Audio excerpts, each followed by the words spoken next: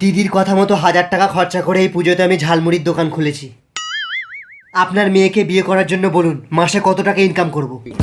এক হাড়ি ঘুগনি আমি তোমাকে দেব, তোমাকে সেটা বেচতে হবে। প্রত্যেকটা প্যান্ডেলের পাশে দোকান করতে হবে, ঝালমুড়ি বেচতে হবে, চায়ের দোকান খুলতে হবে। কি বলে? তো মহা মুশকিল ভাই। এ কি বলছিস তুই? এই ক্যালারিকে এইসব পারবে? ওকে পারতেই হবে। ওর বাবা ঘুগনিওয়ালাদের ঘৃণা করে, অপমান করে।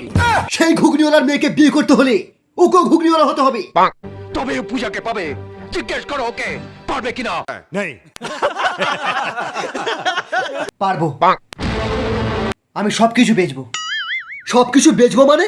এটা দোকানে বসে এগরোল বানানো নয়, রাস্তায় রোদে পুড়ে জলে ভিজে মুড়ি মাখাতে হবে। আর দরকার হলে একটা ঝালমুড়ির কৌটোর মতো কৌটো করে নেবেন, একটু বাদাম দিয়ে দেবেন, একটু ছোলা দিয়ে দেবেন। দাদা, আমি তোমার সব কথায় রাজি। একটা কথা মনে রেখো, এই পুজোতেই তোমাকে 2 লাখ টাকার ঘুগনি বিক্রি করতে হবে। মনে থাকবে। দাদা, এই মশলা মুড়িটা আমি আপনার জন্য বানিয়েছি, একবার খেয়ে দেখুন। আচ্ছা মিস্টার ঘুগনিওয়ালা, আপনি ঘুগনির সাথে আর কি কি বেচেন? ঘুগনির সাথে ডিম সিদ্ধ, ঝালমুড়িও মাঝে মাঝে বেচি। তা তো সেদিনকে আপনাকে ওই ও, আপনিও আমার কোম্পানির ঝালমুড়ি খান? একটা কথা বলবো, কিছু মনে করবেন না তো? বলুন। আপনি যদি এই ঝালমুড়িতে একটু হালকা টিকটিকির গু ছড়িয়ে দেন, এটা দারুণ খেতে লাগবে।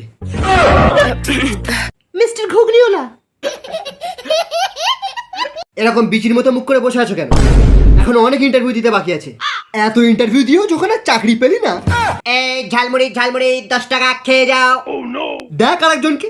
দিদির কথা শুনছি, দেখছি। এই ঝালমুড়ি শোন,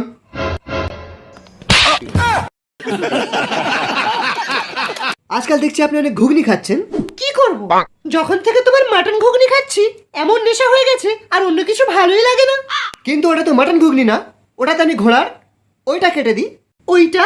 হ্যাঁ হ্যাঁ, ওইটা।